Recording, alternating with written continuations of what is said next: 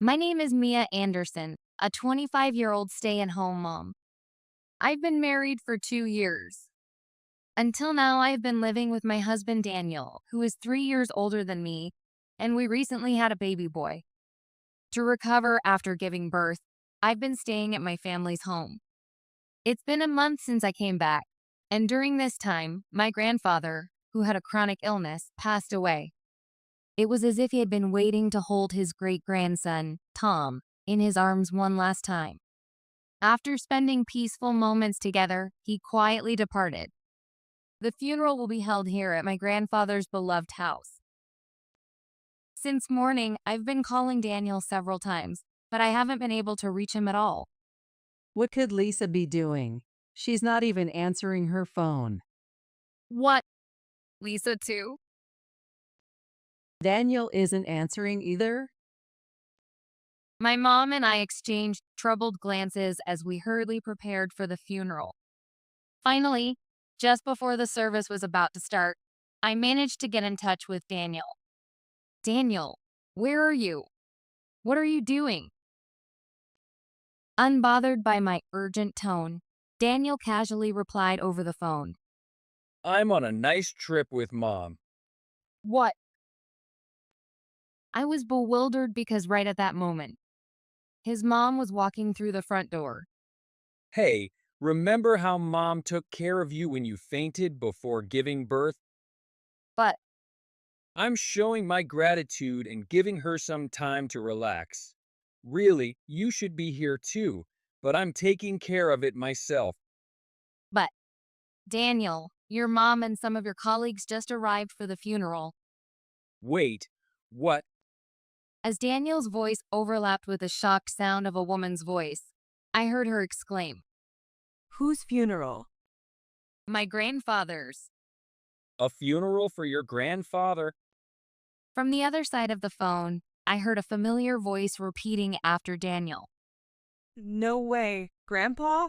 I thought he'd hold on a bit longer. What are we going to do?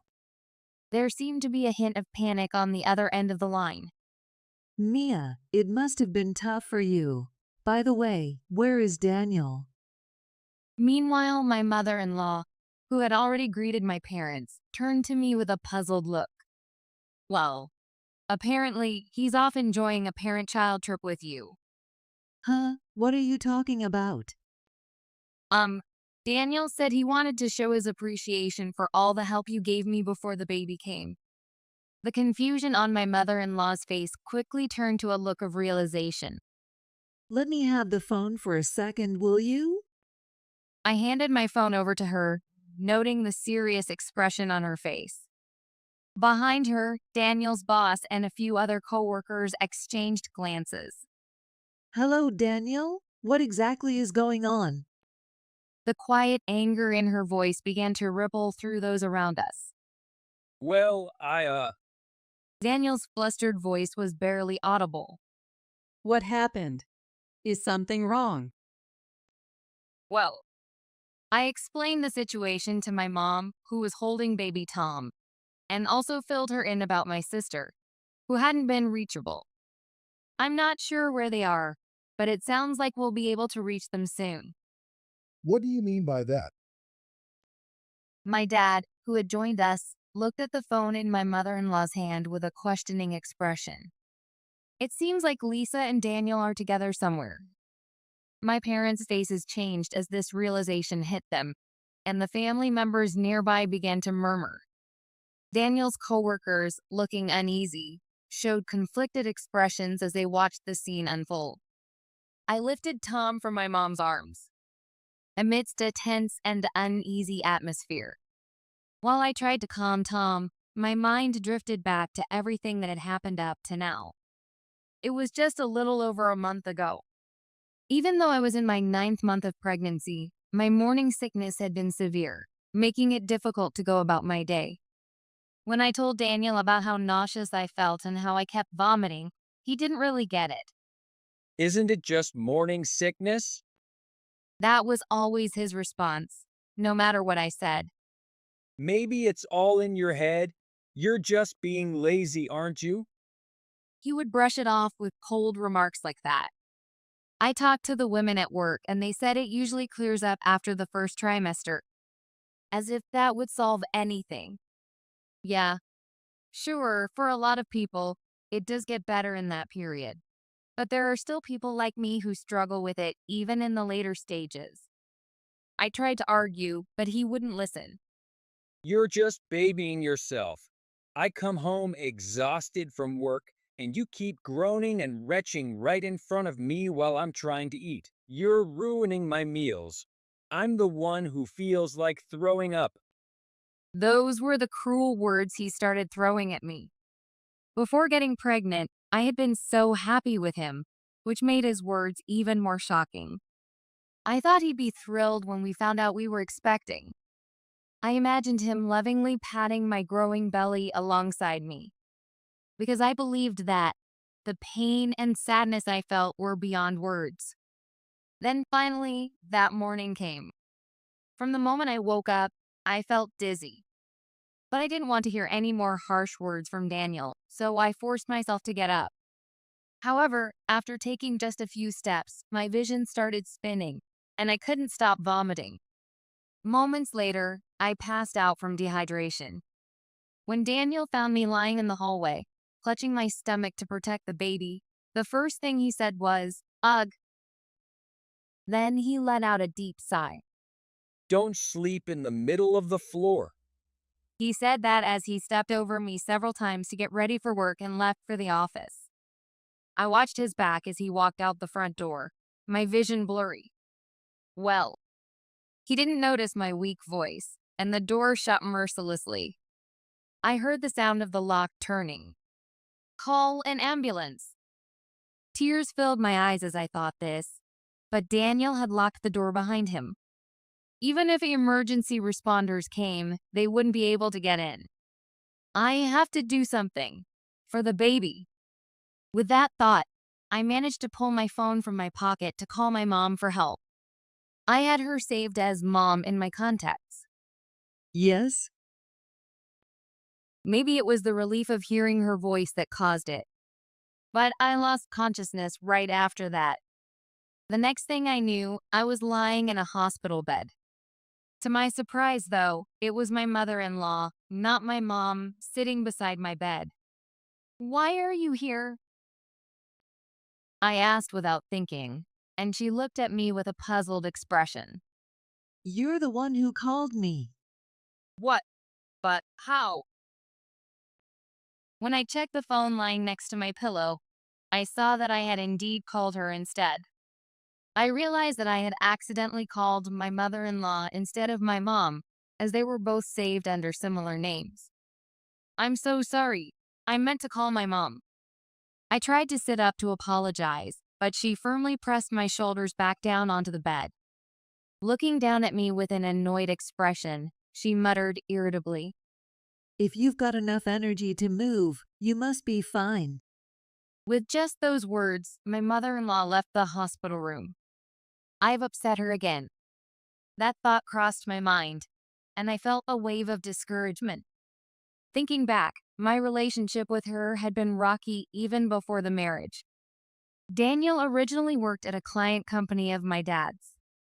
When they visited our company, his mother accompanied his company's CO as the CO's secretary. She'd been the secretary when my grandfather was CO, earning his trust, and was close to my father as well, even from a young age. 20 years ago, she divorced and has since raised Daniel on her own, a truly admirable woman. I had just joined my father's company and only exchanged a few words with her when I served them tea.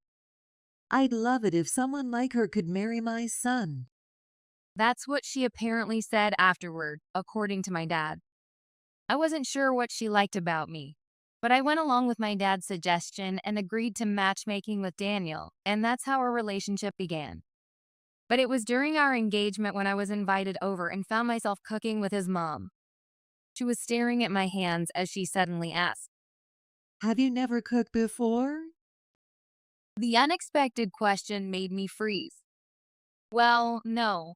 I've always lived at home, and my mom usually does the cooking, I replied honestly.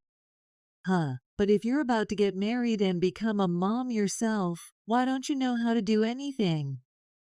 I couldn't say anything as she criticized me. Today, just handle the dishes, will you? She said in an exasperated voice, and I felt so down because of her words and attitude. That experience spurred me to start taking cooking lessons. After that, she stopped commenting on my cooking. But even after we were married, she would often find things to criticize. You don't know how to clean properly. This isn't the right way to iron. When a husband looks worn out after marriage, that's the wife's fault. Whenever we visited her, she would say things like this, looking at Daniel.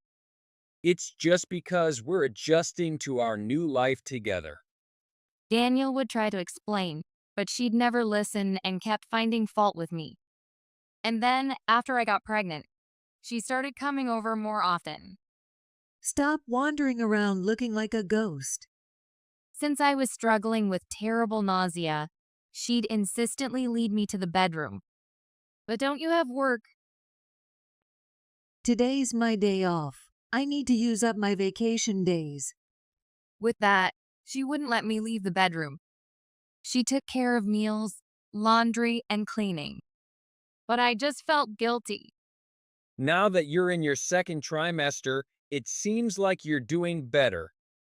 After Daniel told her that I didn't need help and then I ended up fainting from the nausea, I guess it's only natural that my mother-in-law would be angry. As I mulled this over, a doctor accompanied by a nurse entered the hospital room. How are you feeling? Much better, thank you. That's good to hear. It seems you became dehydrated due to your nausea. With your due date coming up, it might be best if you remain here until delivery. Oh, I see. A bit surprised, I still thought it was probably safer for the baby this way. Sorry, baby, for being such a weak mom. I patted my belly, silently apologizing, and turned to the nurse. I'll call my mom to bring my things for the hospital stay. Oh, your mother-in-law mentioned earlier that she'd take care of it. The nurse said, which surprised me. Didn't she leave already? Slightly skeptical, I waited, and sure enough, a few hours later, my mother-in-law came back into the room, arms full of bags. Thank you so much, really. I'm so sorry to trouble you with all of this. I apologized to her, saying I could have my mom bring my things, but she cut me off, irritated. What are you saying? It would be a disgrace to the Anderson family if their daughter-in-law was left to faint. Mia, are you trying to embarrass us? No, I didn't mean. Then don't worry yourself with unnecessary thoughts. Just rest quietly. Thank you. Reluctantly, I drank the apple juice she had grated by hand in silence, feeling the awkwardness between us. When Daniel finally came by later, I have to admit I was relieved not to be alone with her anymore. If you were feeling that bad, you could have just told me. Daniel's face softened with concern, his anger giving way. But just as I tried to explain that I had told him, he interrupted. You were just trying to spare me the worry, weren't you? I looked at Daniel, who was holding my hand, then glanced at my mother-in-law. As soon as our eyes met, she quickly looked away. I really can't make her any angrier. Yeah, sorry and thank you. Wanting to keep things calm in front of my mother-in-law, I murmured my thanks, though a pang of frustration lingered. She let out a loud sigh, clearly annoyed. After staying in the hospital and resting, I successfully delivered a healthy baby boy. A week after giving birth, I was discharged and returned to my family's home, only to be surprised. My sister Lisa, who had moved back home after her divorce last year, wasn't there. Where's Lisa? She suddenly said she wanted to live alone again and left a few days ago. My mom replied, and to be honest, I felt relieved. Ever since her divorce a year ago, I had felt her jealous gaze on me. Especially since I became pregnant, Her look seemed to go beyond envy, almost into resentment. Thanks to my sister deciding to live on her own, I was able to relax and spend time at my parents' house without feeling like I was intruding.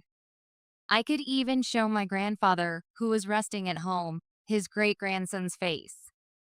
When I heard you were hospitalized from the nausea, I was really shocked. But I'm so relieved you're okay now. My mom murmured this as she watched my grandfather, still lying down, happily holding his great-grandson in his arms. What? Did Daniel call you? What are you talking about? It was his mom who contacted us on the day you were admitted. She apologized so many times that I almost felt guilty for making her feel that way. Wait, really? Yes. She reassured me, saying she'd personally take responsibility and care for you through to delivery. She even showed concern for us since we're looking after your grandfather. You mean Daniel's mom? Yes. She thought I'd be worried, so she updated me every day on how you were doing. What? Why would she be? I've never heard her say a single bad thing about you. She's only had praise. I looked at my mom in disbelief. As I thought about it, memories of everything my mother-in-law had done for me came back. From the beginning, even though she warned me about things I couldn't do, he never abandoned me. She had taught me how to iron and clean, firmly but thoroughly. Even during the rough first months of my pregnancy, she had let me rest, though she wasn't always gentle about it. When you called her while you were fainting, she said she felt grateful you relied on her, but she did mention that she sensed you'd meant to call your own mom. She sounded a little sad about that. She reassured me not to worry, saying she'd take good care of you on behalf of your mom. Really, my mom patted me on the back as I felt my voice shake. She's the one who wanted you as her daughter-in-law. Just trust her and lean on her. I see, I answered, a small smile breaking through. When I go home, maybe I'll invite her over. I could even ask her to help take care of Tom for a bit, just to rely on her a little. And maybe I'll serve her one of my improved home-cooked meals. She'll probably eat it with that same poker face as always. Well, it looks like you've improved. Maybe she'll give me a little bit of praise. Or maybe. Well, you still have a ways to go. Or perhaps she'll just let out a sigh. Even so, I feel she would eat it all without leaving a bite. With these thoughts in mind, I focused on resting. But a month after returning home, my grandfather, whom we'd been caring for, passed away. From that morning, I'd been trying to call Daniel, but he wouldn't pick up, and he hadn't read any of my messages. My parents were also anxious since we couldn't reach my sister Lisa. But with relatives arriving, there was no time to dwell on it, and we busily started preparing for the funeral at home. Amid all the chaos, I finally managed to get in touch with Daniel just a little while ago. The phone was passed to my mother-in-law. Come to Mia's family home immediately. She commanded Daniel sternly. And pass the phone to Lisa. Then she handed the phone to my father. What on earth are you thinking at your age?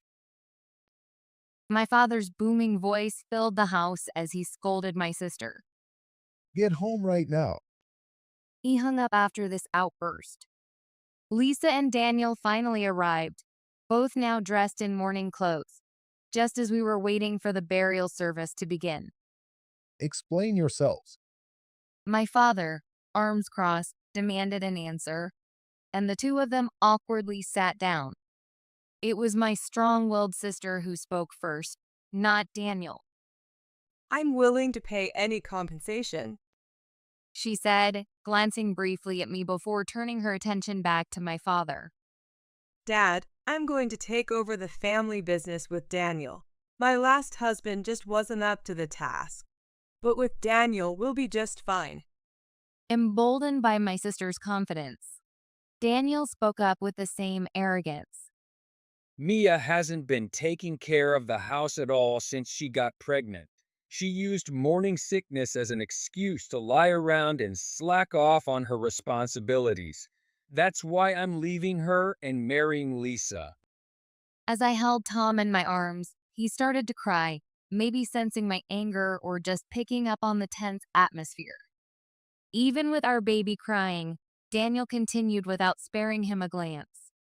Ever since we got married, my coworkers keep saying I look older. My mom told me that when a husband starts to look worn down, it's his wife's fault, right? He turned to his mother for support. Yes, I did say that, my mother-in-law replied. Daniel must have thought that meant she was on his side. That's the kind of wife Mia was. He twisted his mouth in a sneer and spat out his words. As I rocked Tom, I clenched my teeth, trying to think of a way to respond. But before I could, my mother-in-law spoke up first. Yes, it's the wife's responsibility if her husband looks worn out, but Her voice lowered. when a wife is miserable in a marriage, that's on the husband. What? You went off to work every day, leaving your sick wife at home, and then had the nerve to say, "You should have told me if you felt that bad." Do you really need her to tell you? You saw her every day and couldn't tell she was unwell? What a sorry excuse for a husband. Well, Daniel's face turned pale as he realized his mother wasn't siding with him. Mom. On the other hand, I felt a quiet relief settle over me. Her words meant more to me than anything my own parents could have said. And you took parental leave only to run off on an affair? Do you have any explanation? I hear you haven't even come to see your own child since Mia's discharge. Go ahead, explain yourself in front of the CEO and your direct supervisor. With my mother-in-law's severe words, Daniel glanced at the company president and his department head, then looked down in silence. Well, it figures. He has no right to show his face around here. But then Daniel said something completely absurd.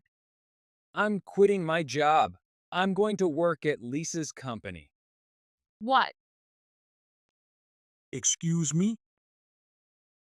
As I, along with the CEO, his manager, and even her relatives, watched in stunned silence, Daniel lifted his head. For some reason, his face was brimming with hope and confidence. I hate to leave my current company hanging, but I need to understand the atmosphere at my new company to really step into a leadership role. I want to hear the voices of my team members firsthand. He raised a fist as he declared this with enthusiasm, but my mother-in-law stood up. After all your company has done for you, you have the nerve. Before she could finish, my father cut in. I'm afraid that even if you wanted to work here, we wouldn't be able to hire you. He chuckled coldly. What? Wait, what?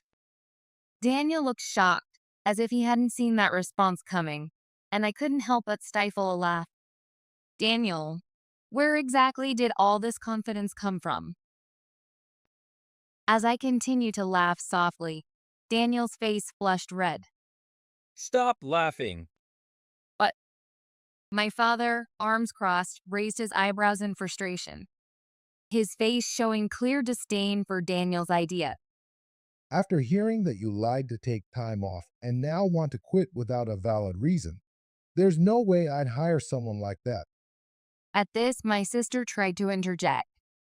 Hold on, Dad. He's going to be my husband. Turning to look at her, my father replied coldly. What are you talking about? There's no way you'll become CEO either. Anyone who would betray family by stealing her sister's husband isn't someone I trust to lead the people who are practically family here. That can't be. While it was only natural to me, this was clearly a harsh shock to my sister and Daniel. Both of them turned pale, slumping to the floor. At that moment, it was obvious that everything they'd built up was crumbling around them. Especially for Daniel, who now had no place at home or at work. It was a dark road ahead. I was deceived. Suddenly, Daniel sprang to his feet, shouting, "What?" Daniel, what are you talking about? It seemed he didn't hear me or my mother-in-law. He raised his voice, directing his words solely at my father and the CO. She led me on, saying, "If you marry me, you'll become CEO." I was tricked. I'm a victim too. Sitting on the floor, my sister looked up at Daniel. What did you just say? Mia, tell Dad, I can't go back to the company now. You're in trouble too, right? And think about Tom. What kind of future does he have if his dad is unemployed? What are you saying? My sister yelled as she stood up, grabbing Daniel by the collar. You said you wished you'd married me instead of Mia. That's because, Lisa, you tricked me. What? Say that again. Fine, it's true. I handed Tom over to my mom, who was sitting beside me. Sis, ever since I got married, you seemed jealous of me. You couldn't stand seeing your less successful little sister in a happy marriage, could you? I said this as I slowly stood up. And when you found out I was pregnant, it made you even angrier, didn't it? My sister's face twisted with resentment as she glared at me. I looked her straight in the eyes, not backing down. That's right. She had always been like this, even as kids. She had to be the center of attention. She couldn't stand it when she wasn't the one chosen. That was just the kind of person she was. That's why you tried to take Daniel from me, right? You figured with my pregnancy, he'd be an easy target? Humph, look who's talking. It was easy. Daniel told me he doesn't feel even a shred of attraction to you anymore. You spent every day vomiting right in front of him. No wonder he's repulsed. That's because I'm pregnant. Some women are just that way. I clenched my fists tightly. I don't regret any of it. Even if people say I look pitiful, sick, or unattractive, I was able to give birth to Tom. If that's enough to make him hate me, then so be it.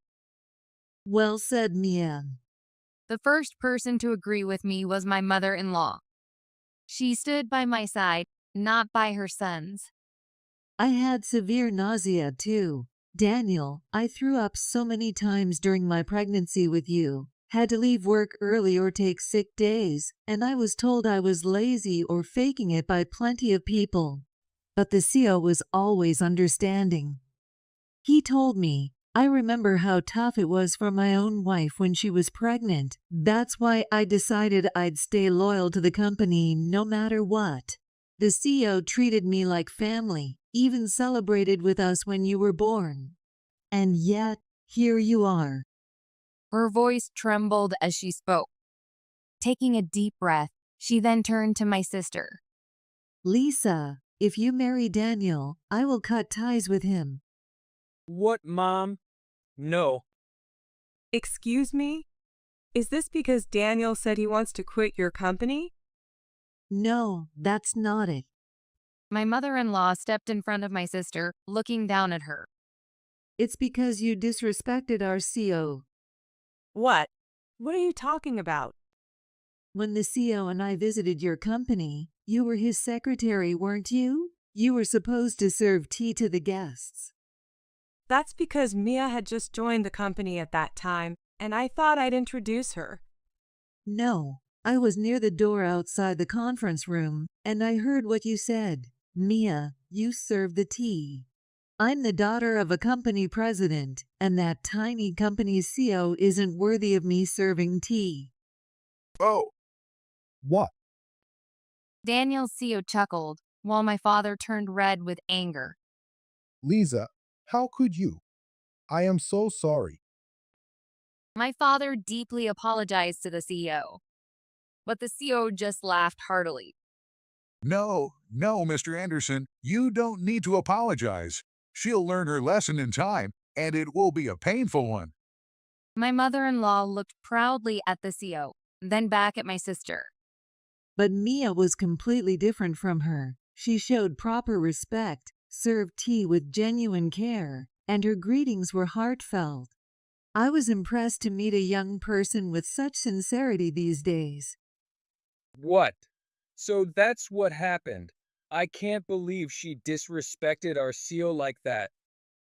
Daniel, ever the chameleon, immediately shifted his tone. It was desperate and at this point, almost laughable. What a loser, I muttered softly. Yeah, what a jerk. Not showing respect to a client's CEO. Daniel, you're no different. Huh? There's no place for a man like you as the father of my child. The CEO nodded in agreement with my words. And we don't need him at our company either. I feel the same way, certainly not as my son-in-law. I apologize if this troubles you, Daniel. No, sir, it's absolutely the right decision. At this, Daniel kicked his chair over in anger. You're all just mocking me. So, I never really had a chance at becoming CEO, huh? Even when I tried to do the right thing, nothing would have changed. That's not true. With that, I did my last duty as his wife. I picked up the chair he had knocked over, set it upright, and dusted it off. If you hadn't betrayed me or given in to my sister's temptations, you could have become the CEO of our company. What? My father nodded in agreement. The right to inherit the company has now passed to Mia. Even without this incident, unless you changed your ways, Lisa, your future in the company was already slipping away. What is that supposed to mean? It means you should accept the consequences of your actions. After the funeral concluded, Daniel's manager patted him on the shoulder. Get in touch tomorrow. We need to have a talk. You understand what this means, don't you? She nodded, stifling a sob. I'm sorry. My sister sobbed out her apology, but it was far too late. They crumbled under the weight of their own mistakes, broken in a way different from those around them. Without returning to our home, I divorced Daniel on the spot. Naturally, Daniel's parental leave was revoked, and I heard he had even begged the CEO and his manager to let him stay with the company. But ultimately, he couldn't bear the cold stares and constant whispers and resigned. The severance pay he received was consumed by alimony payments to me. But alimony wasn't all he owed. He also had child support for Tom. Despite his ongoing job search, his high standards are keeping him from finding a stable position. My sister, though not fired, lost her right to inherit the company, and the reasons for her fall from grace quickly spread throughout the company. Her pride couldn't withstand the mocking laughter and the curious stares. Eventually, she quit. Her alimony payments to me came from our grandfather's inheritance. With her savings depleted, she has to move out of the high-end apartment she once rented on her own.